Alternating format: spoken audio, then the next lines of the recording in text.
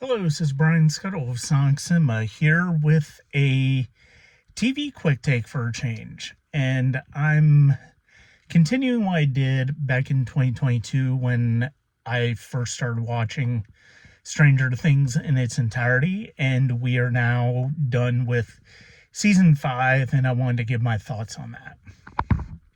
You can check out my previous videos on seasons 1 through 3 and then season 4. They're also on the YouTube channel. There's also going to be a mini Stranger Things playlist that I've made with all 3 of these videos. So season 5 is... I only rewatched season 4 leading into it because of the fact that I didn't really have time to get to rewatch seasons 1 through 3 either. And I figured if I wanted to go back and rewatch those, I would at some point. So season 5 has the crew in 1987, and lives have changed somewhat. They're closer to, or now firmly in high school, and Hopper and Eleven are deep in hiding from the military presence in Hawkins, and Max is still in the coma, and Vecna is still a threat, and he starts taking kids again. This time he takes 12 of them. Why 12? Apparently, according to the Duffer Brothers, there's no particular reason, but I mean, honestly, perfect doesn't just honestly kind of make sense. He's taking, and we find out his reason for taking 12 these children is to basically bring a world known as the Abyss to Hawkins.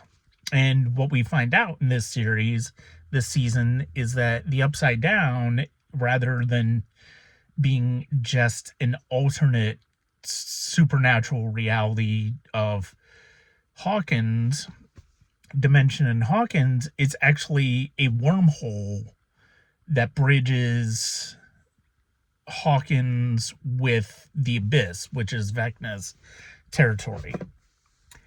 And here we see more of Vecna as Henry, which we got some background on in season 4, but we get a little bit more here now. We see that Max has been in his mind since Elle saved her at the end of season 4. And it all starts with them doing what they call a crawl in trying to find where Vecna is. And that sets off the chain of events that brings us to the point we are in the finale. I really like this final season. I enjoyed it. I thought there were moments where it was probably overwritten in specific scenes. I'm talking in particular about Max and Holly, and when Max is getting ready to get back into her body finally. But I think I'm really pleased with the way the Duffer Brothers managed to stick the landing in this series. I really did love the finale. I thought it really captured a lot of the strengths of what made this series special. And I just really did like the cast. And, you know, I tried to have some predictions about what would happen in the finale, who would die, if anybody would die. And I was very pleasantly surprised to be wrong. And the way that it happened really was particularly strong. And I love the ending with Mike the storyteller. I am somebody who believes to a certain extent. I don't really have too much to say. I mean, it's funny, I rewatched season 1 on New Year's Day, and I got to, I think, episode 7, and I was pleasantly surprised it was only 42 minutes. It's like, wow, remember when this was like a normal length TV series? Um, but overall, I thought they did a pretty good job with the 5th season. I mean, not all of it. There's some trimming that they certainly could have done, I think, in terms of repetition and all of that, probably to get some of these stories, some of these particular episodes down. But overall, I thought they did a good job. It was a successful movie series.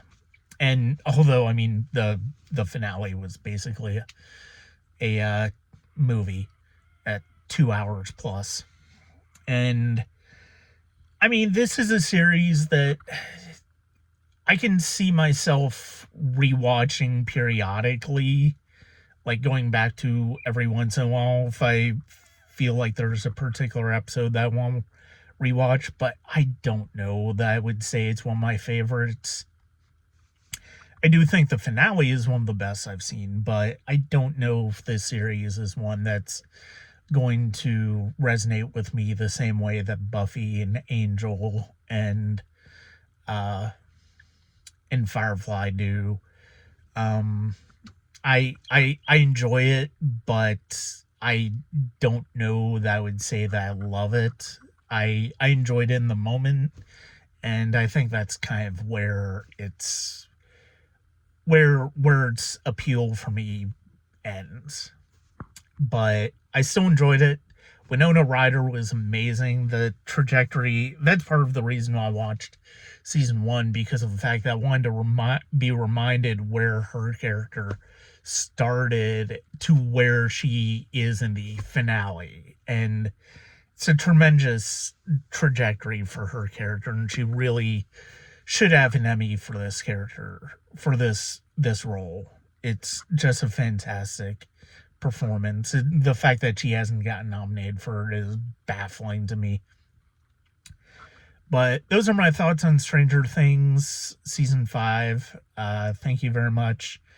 And check out the other videos on Stranger Things. And that's going to be it for me. This is Brian Scuttle of Sonic Cinema. Thank you.